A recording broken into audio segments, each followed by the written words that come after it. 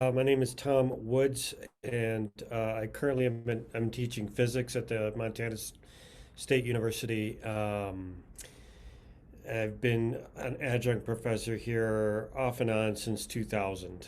In 2012, I ran for the state legislature and was elected to 4 consecutive terms there from 2012 to 2020. In the state of Montana, we have term limits, so I could not go back to my seat in the legislature as much as I wanted to. I ran for the Public Service Commission instead, but I lost that election, unfortunately. Um, could you tell us a little bit about what the Public Service Commission does and what your role would have been? Sure, the Public Service Commission oversees all of the regulated monopolies in the state. So some telecommunications, railroads, transportation, waste removal, and my favorite, utilities. Sure. One of the ones that I'm probably the most proud of is not a bill that I worked on, but a bill that I killed. And that was one in which Northwestern Energy wanted to take over the rest of Colstrip generation. And that would have resulted in that plant staying open for another couple decades, and it would have stuck consumers with the bill for fixing it and keeping it running. Terrible bill, awful idea. Spoke very passionately about it to my colleagues, threatened to break a few noses, and it went down finally. But I didn't really threaten to break anybody's nose. At least I don't think I did. Um, I'm very proud of that. I'm very proud of a number of the bills that I brought to try to shed some light on the way that utilities are not regulated in Montana and how that is holding us back in terms of alternative power generation. Can you share your thoughts on what you think of the newly proposed gas plant in Laurel, Montana?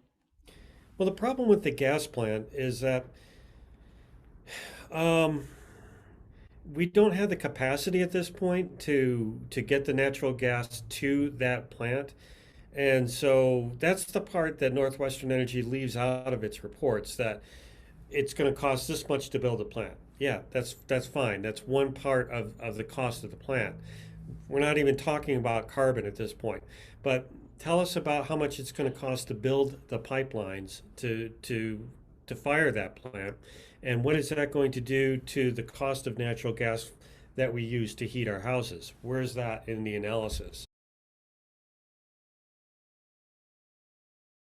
The arguments that I make as a climate quote unquote warrior are economic. That look, this is the way we have to go. Um, Coal's done. It's expensive, and we can't sell it. The West Coast has made it clear to us we're not buying it. The other reasons is that renewables are at the point where it's a heck of a lot cheaper. Pocketbook issues. Come on, guys. Issues such as economic as well as climate justice. Why is it that we have all these family farms that want to diversify their income by putting up solar or wind, and they can't do it? It's completely money driven.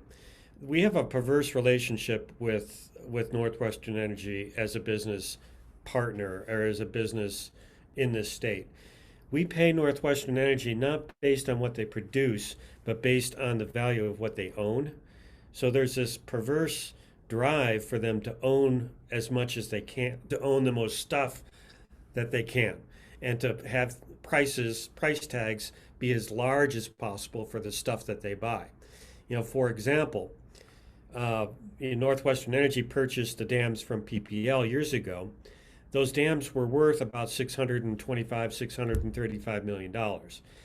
When they went before the PSC, the valuation was $900 million. Now, why would a company agree to that? Well, it's because we, the consumers, pay them back 10% of 900 million bucks every freaking year. So it's that's bizarre. It's a stupid relationship that I was trying to unwind as a legislator.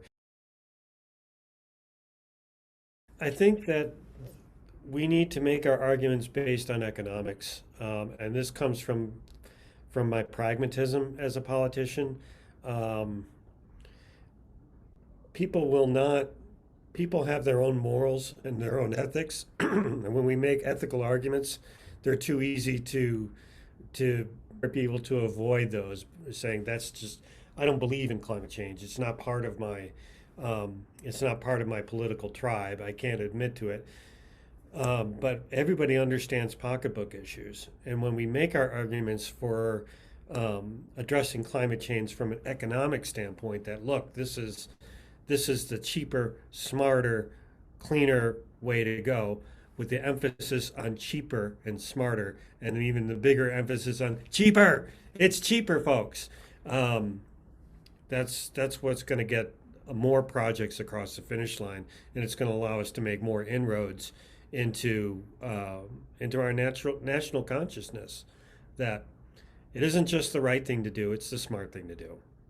Not allowing Northwestern Energy to go through with the Laurel gas plant for environmental concerns, reinstalling and strengthening our renewable energy portfolio to adapt to new and changing climate goals and push us to build more renewable energy in the next decade, creating a statewide climate action plan that aligns with the goals of Bozeman and Missoula, who both wish to reach carbon neutrality by the year 2050, lifting the burden for solar customers and expanding access, a little bit of what Andrew Valinas talked about, being able so that other or people other than residential can install solar units on their businesses, and the a basic one is electing more representation at the Public Service Commission.